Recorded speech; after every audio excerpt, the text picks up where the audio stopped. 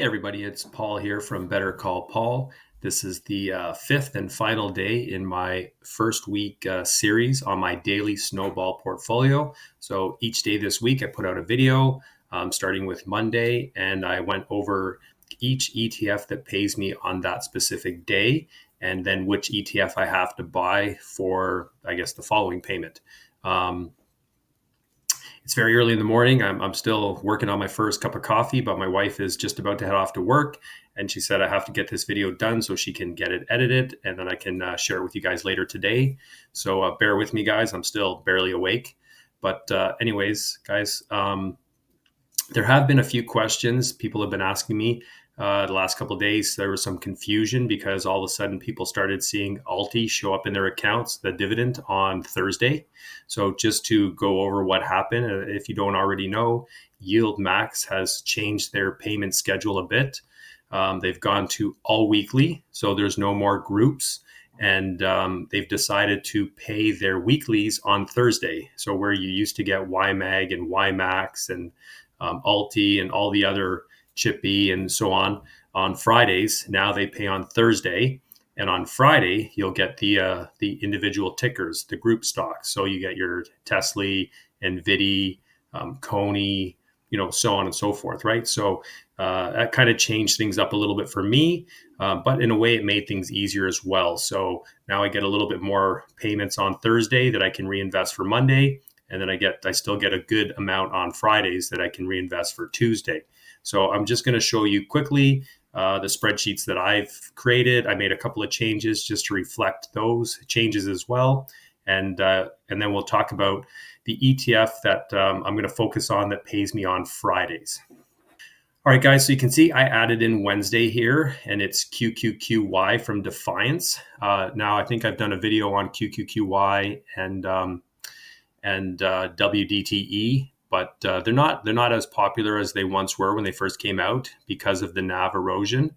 But I think I'm going to be able to show in the coming weeks that they actually have really improved this ETF. So anyways, that's the addition I added in Wednesday this morning.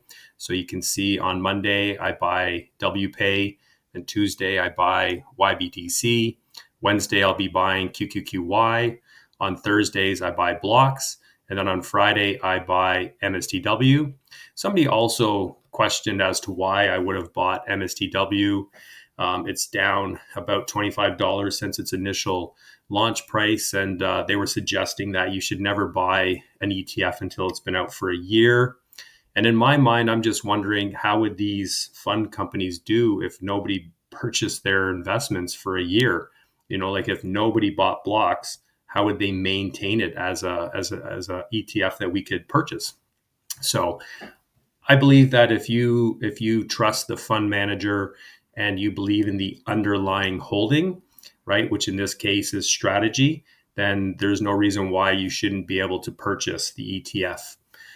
Anyways, you can see right now, guys, I got 16 shares of WPay. I'm at 13 shares of YBTC. I got 60 shares of QQQY, 72 of blocks, and 34 of MSTW.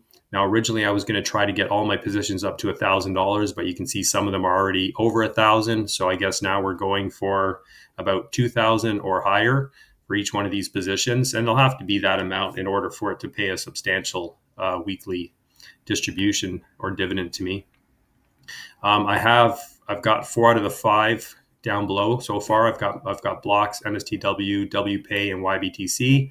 I'm going to track everything: how many shares I have, what my book cost is, what the current value is, how much dividends I receive, and then we can see what the gain and loss is. And right now you can see they're all negative because the last couple of days have been pretty bad in the market and all the share prices are down.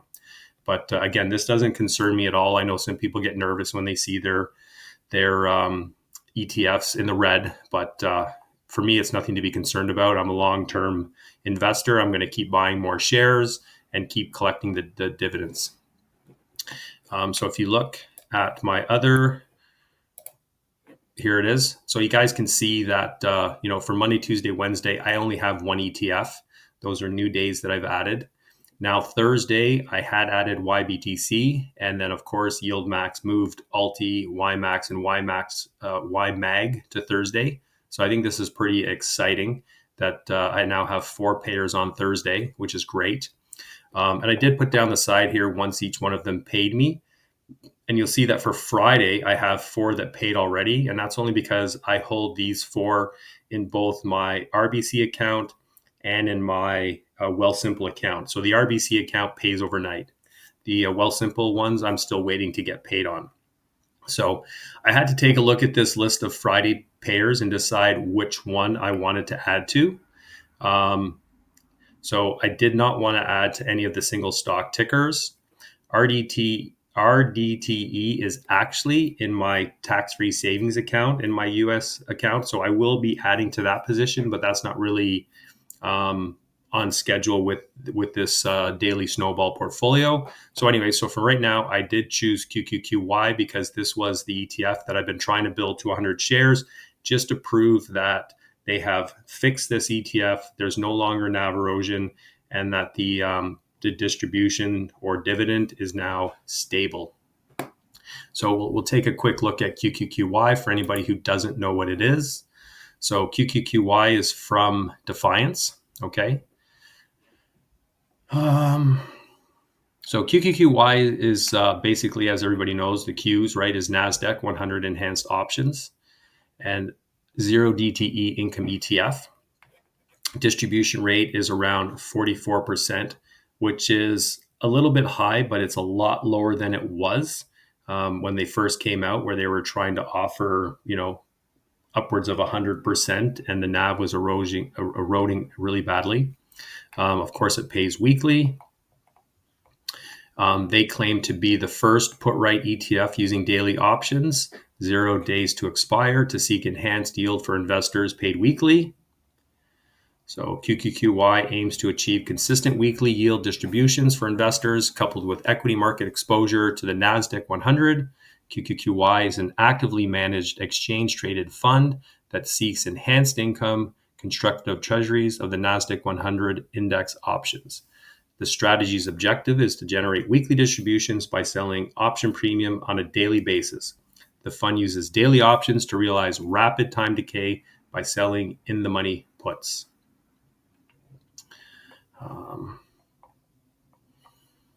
So you can see here it's been out for more than a year. So they're allowed to show the year to date. They're allowed to show how the performance has been, and since inception, 32% is actually really good considering this is an ETF that experienced a lot of NAV erosion.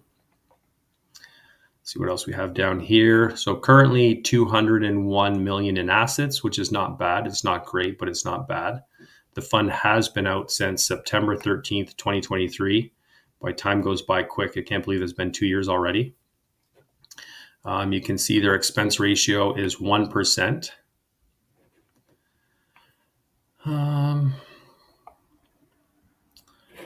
Top holdings you guys can go through if you want. Again, I'm not an options guy. I'm not trying to sell myself as being an options educated person. That's why I like holding these ETFs, because they do all the work for us. We pay the management fee, which I am fine with. What I've been saying in my videos recently is that between QQQY and WDTE, every week seems to be between 19 and 21 cents, or 19 and 20 cents. You can see here, right? 19 cents, 19, 19, 19. And then finally this week it jumped up to 21. I'm not sure why, but obviously they had a bit of a better week. So I'm really happy with this as long as it pays that 19 cents a week. 20 cents a week is great. 21 is even better. And, if it drops down to 18 cents one week, so be it. We make a little bit less money that week, but the snowball continues to grow one way or the other. So guys, that's it for this week. I don't know about you, but I'm really excited about the Daily Snowball Portfolio. I don't know if you guys are building one for yourself or if you're thinking about building one, but just keep in mind, guys, this is in no way, shape, or form financial advice. I'm sharing with you what I'm doing. maybe some of these ETFs you've never heard of before. So now you have. It gives you an opportunity to do your own research, do your own due diligence, talk to your financial planner, talk to whoever you talk to about finances. And for me, I do have a lot of friends that I've gotten into investing. And so now we bounce ideas off each other from time to time. But also, of course, as you all know, I love to go on Blossom. The best thing about Blossom, guys, is there are people on there who are a lot smarter than you are, right? You might think that you're a good investor, but there are people who know things you don't know. So you go on Blossom, read posts, share posts, talk to people, and learn more. That's what it's all about, right? Learning more. We can all grow together. We can all become richer together, right? And make more money. So, guys, I have a special video coming out later tonight. But until then, bye for now.